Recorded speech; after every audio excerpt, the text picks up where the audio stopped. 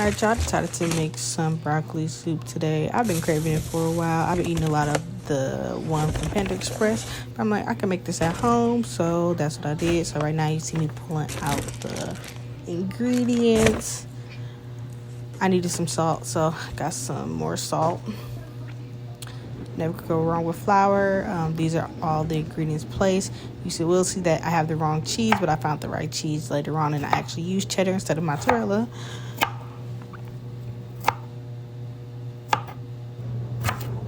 So now you just have to cut up all the vegetables. I'm setting the stove to a medium high. Put the butter in. And after the butter goes in, I'm going to saute the vegetables, so the onion, the celery, and the garlic.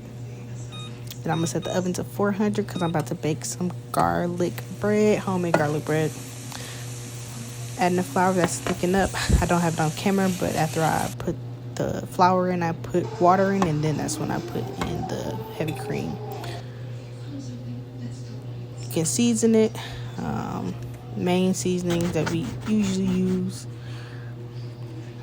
That's the sauce, or like that's melted butter for the garlic bread.